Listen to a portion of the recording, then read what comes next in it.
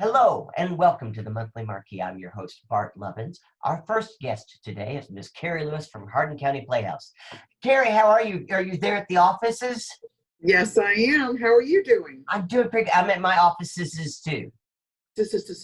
Yeah. Sure. And do I remember you guys did some caroling too, didn't you? No, not No. this year. Okay.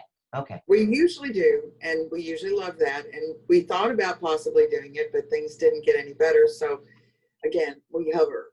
And it's hard to sing carols 6 feet apart. Right, it is. Yeah. Yeah, because people can hear you can't harmonize, and then you've got the mask on. But the only good thing I can say about this past year is a lot of people think I look fabulous in a mask. So with half my face covered, I'm right up there with a lot of other folks. So that's and I would add, if we're looking for silver linings, the flu season was not nearly as bad as it usually is. No. So we strain to find the positives, but they are out there if we look deep enough. There's a lot to get past. There's a lot to look forward to. You're talking about your season, and basically everything we did last year, we're bumping ahead to the next year. That's what a lot of folks are doing. Yeah. I think it's what a lot of theaters, a lot of performing arts centers are doing.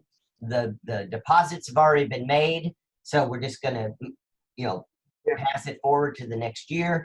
I think people are doing that in their own personal lives with vacations and stuff. It's like, all right, I think it will be, when this is all over, it'll be like 2020 was just this intermission.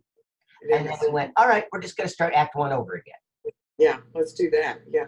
Well, and like I said, we're kind of, in this holding pattern and waiting. And, while we have been doing this, we've had a lot of folks that have continued to send in donations to us and have done support with Facebook projects, as well as, Amazon Smiles and the Kroger charity giveaway. They give their extra money or a certain percentage, to the Playhouse. So that has been, small, but very meaningful donations. We really appreciate it. So that's I keep interrupting you. I'm so sorry. You say such interesting things, and I go, I want to touch more on that. Tell us a little bit more about what you're doing with Kroger and Amazon. Could you explain that a little bit more? Right. Well, what you can do, like if you have the Kroger card or if you have an Amazon account, you can actually pick a charity that they will match certain funds to, and they will send you a check directly. So, my Kroger, which it seems like all I've done this year is eat and buy food. So I've been a great contributor myself, but Kroger will send us a check, like once a quarter or something. And that really does help. It's just those little things, and you don't necessarily miss anything at all. You're not missing a beat at all, but there are programs in place that help. You just get to choose your nonprofit. So a lot of folks have chosen Hardin County Playhouse, and it really makes a difference. So small things make a difference. And it's just basically rounding up your bill. Yeah, and then they match a certain portion of it. Oh, great.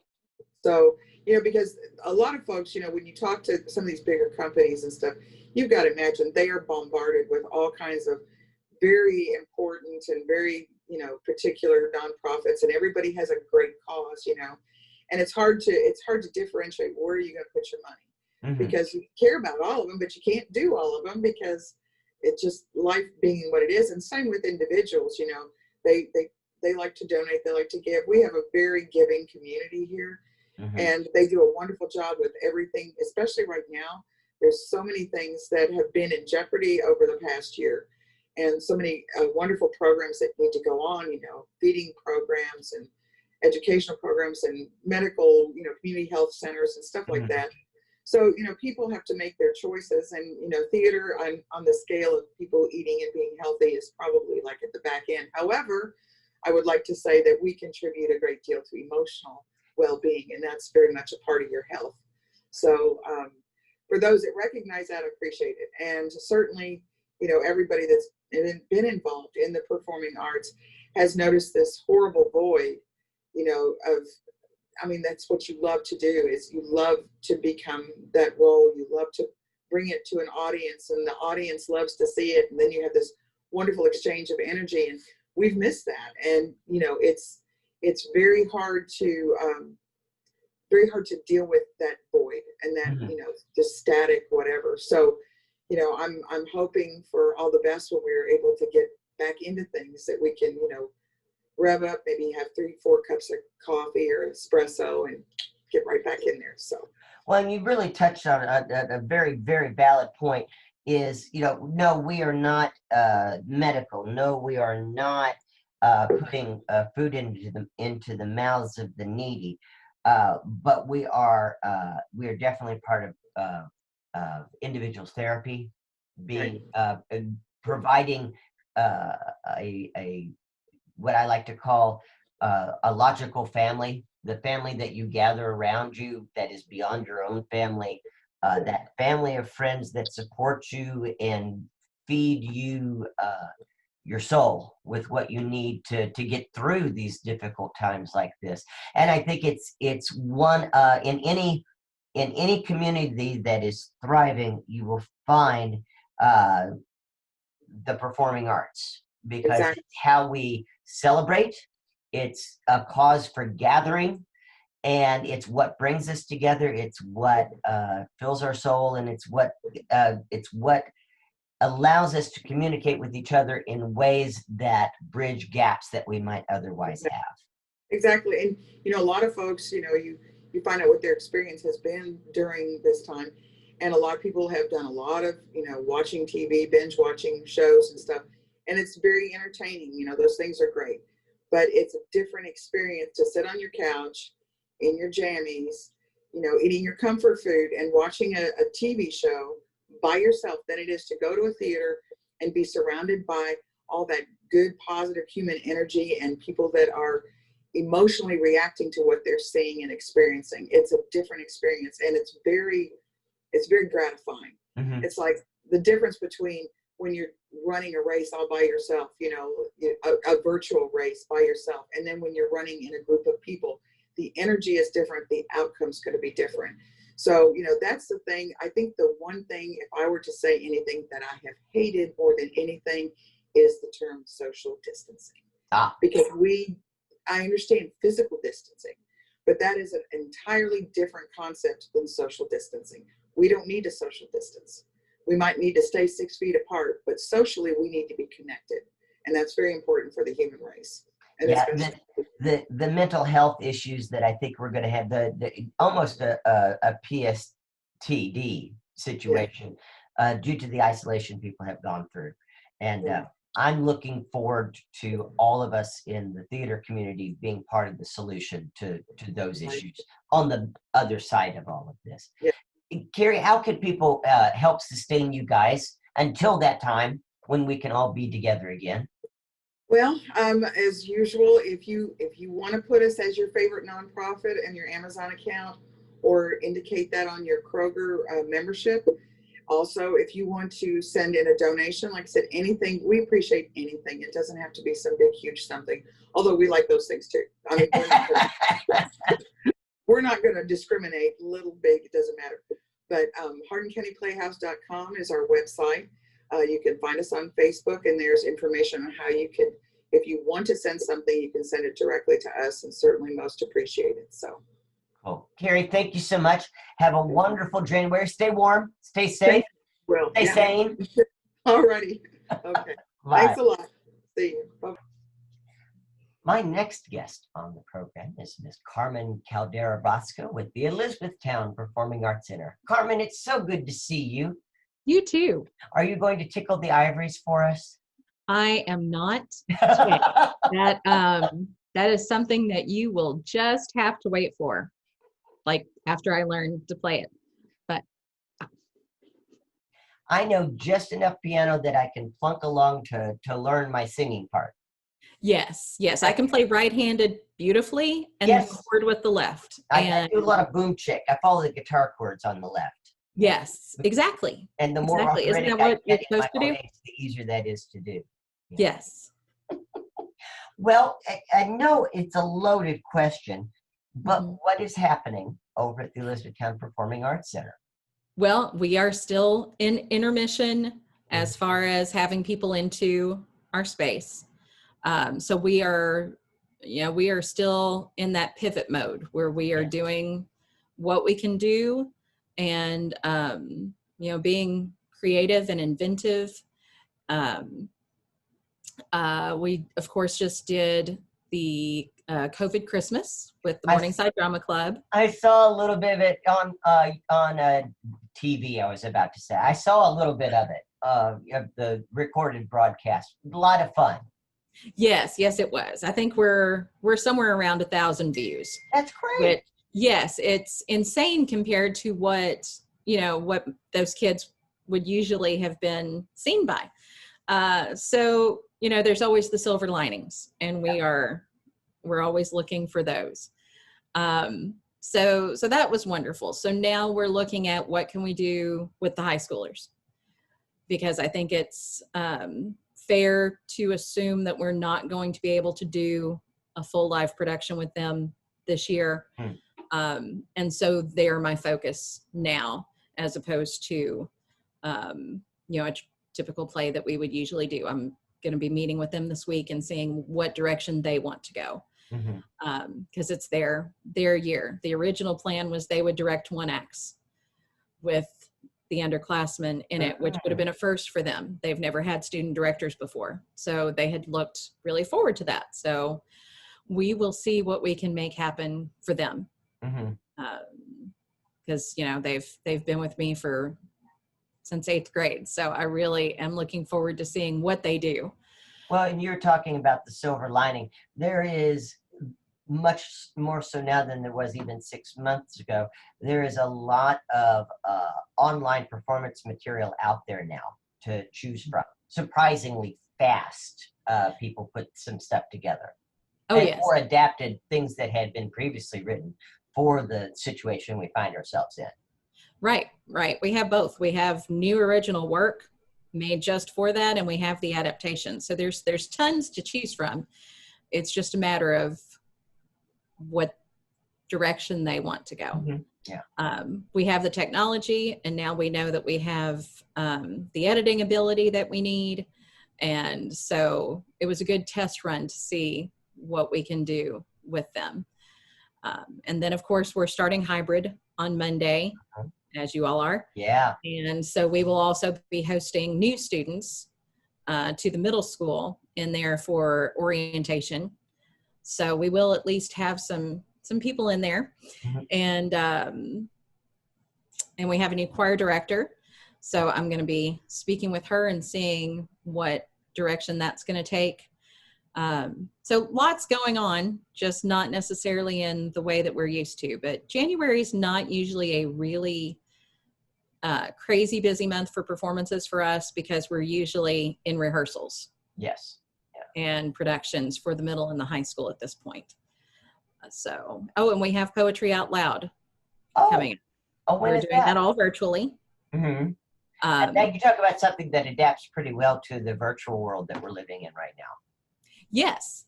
And they did their state competition last year virtually, I believe. Right, because of the timing. Yeah, and so the state competition is going to be virtual, so our school competition will be virtual, even though we're hybrid. It will be done virtually because we will have students that are at home that day and have students that are always online. So we are starting that process with our guest artist this week. And I forgive my ignorance. Are these original poems by the students, or they selecting better known poetry? Yes, they're selecting better known poetry, and then they will work with a guest artist on performing, like a performance reading, but memorized, of that poem.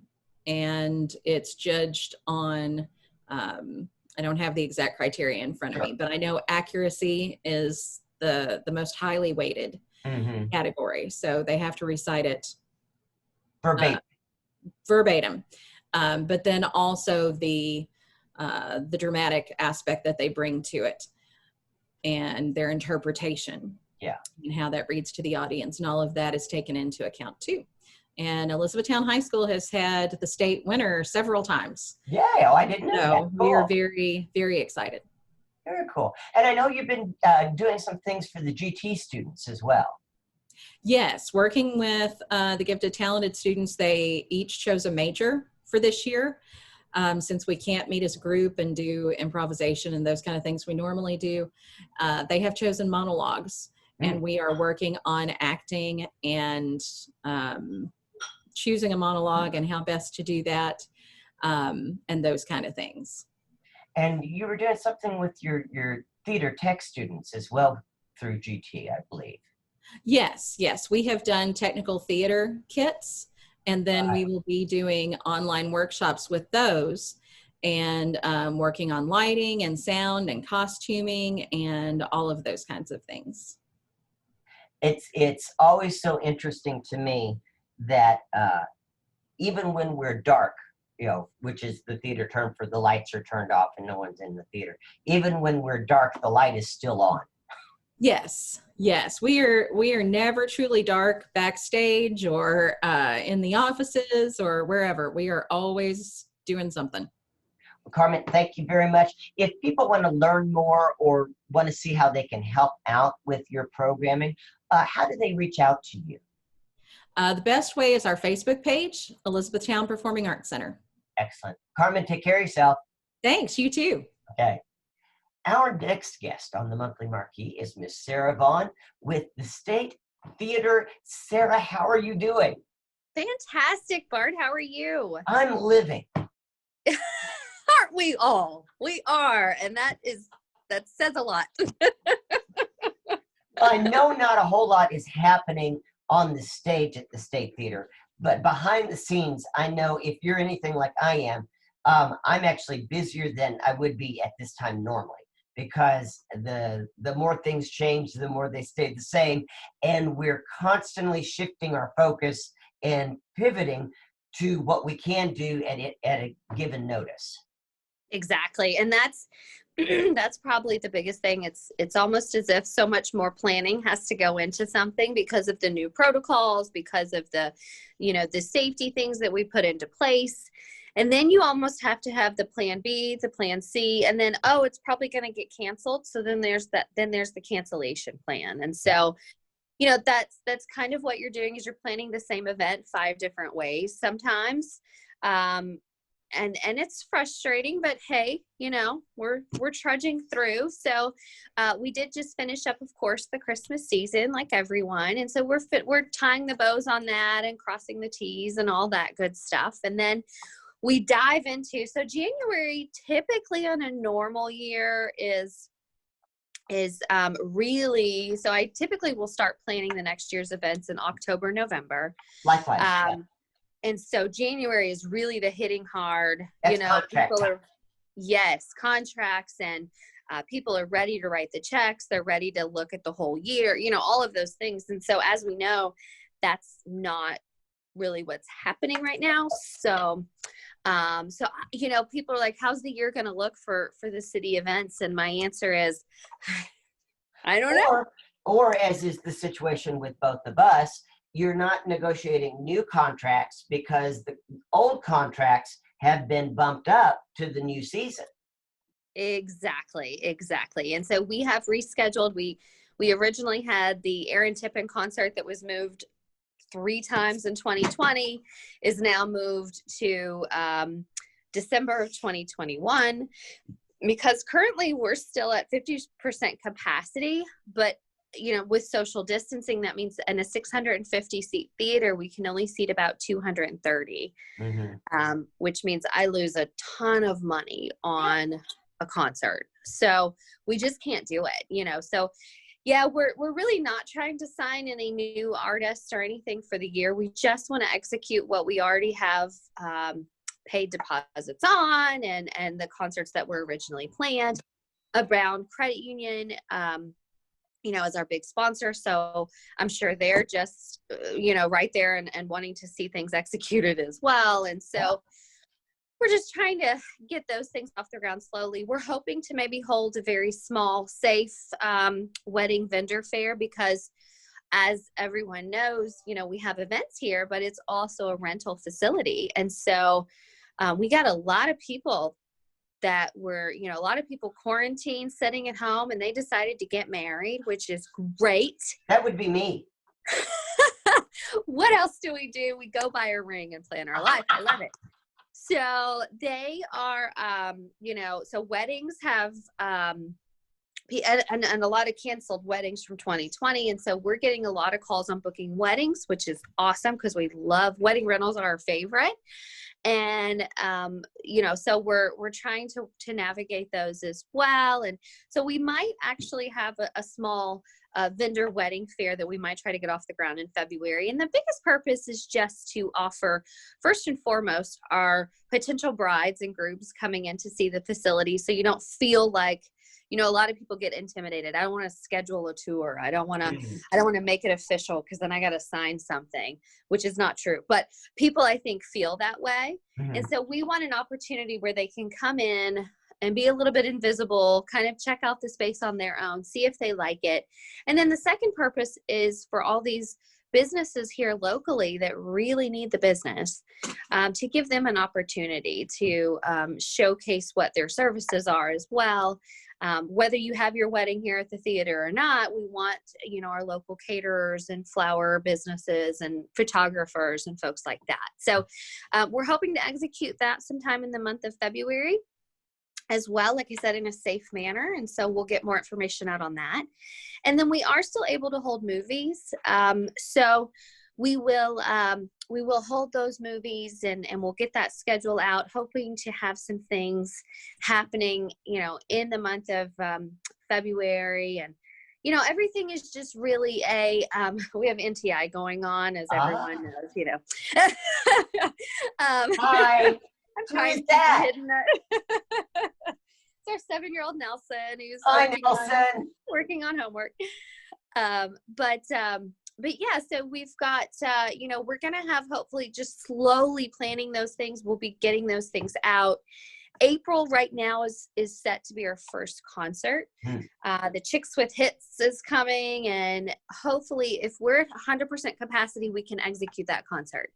If we're not, we'll be pushing that one back as well. So the biggest thing is, folks, check out the website. Stay tuned on our social media pages. We will update you as information is happening.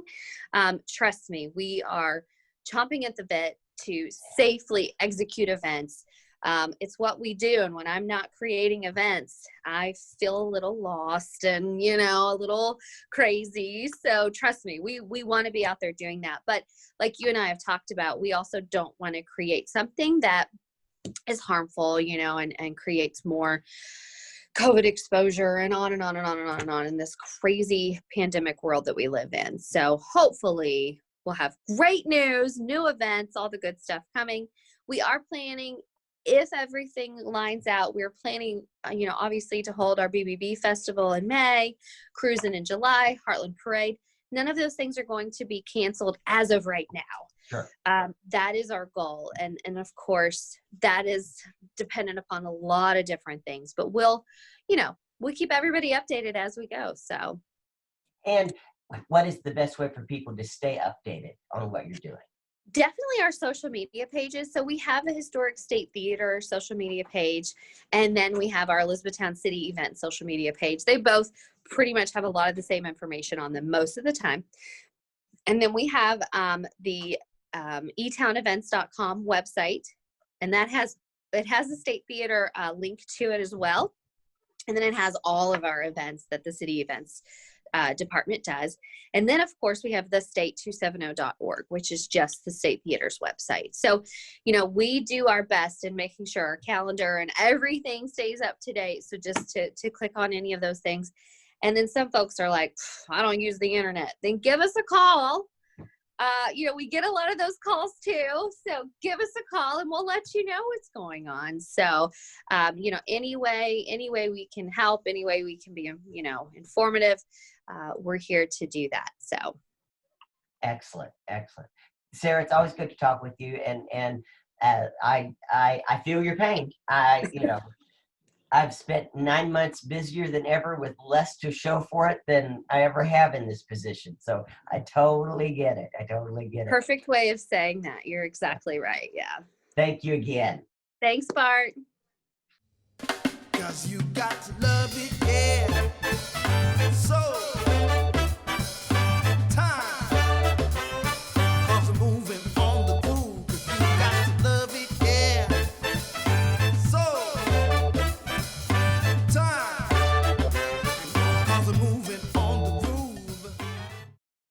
past year was unlike anything we could have ever anticipated. And though it sometimes feels like we accomplished very little, I have to remind myself that with the help of additional Hardin County School staff, the PAC team used our downtime in 2020 to prepare for a brighter tomorrow by restoring and improving the facility in many ways. The stage 4 was repaired and refinished. The proscenium arch around the stage got some well-deserved cosmetic surgery. The backstage walls were painted black for the first time, and thanks to a generous donation from a Bound credit union, new video monitors, well, new to us anyway, were installed throughout the building. The PAC staff also reviewed processes and procedures, and through numerous video conferences prepared for the day when performers and audiences could once again share the facility. With HCEC-TV's substantial help, the PAC has spent countless hours and resources improving our video capture capabilities and have begun offering live streaming and on-demand viewing options for our patrons, particularly those who, due to the pandemic, disability, or distance, would not otherwise be able to enjoy the PAC in person. By the way, you can help us with this particular endeavor by financially supporting this initiative through give270.org. Also, in light of what I witnessed myself in 2020 through the pandemic and Black Lives Matter and Me Too movements, the time has come, I think, to rethink our mission. The PAC needs to reflect better who we serve and expand our reach to a larger and more diverse audience through new technology, how we conduct business daily, and what we put on the stage. We look forward to seeing you back at the PAC as soon as safely possible and serving you with a renewed confidence and a fresh sense of purpose. Happy New Year. Oh, I almost forgot. It's January, and at the PAC, that means Sherlock. We celebrate all things Sherlock, and you can do so too by catching up now on our past Sherlock productions available on demand through thepac.net. And then, please, join us for the Hound of the Baskervilles, January 28th through the 31st. And that's going to wrap things up for us here. Thanks once again. I'm Bart Lovins, Director of the PAC, and we will see you next month on the Monthly Marquee.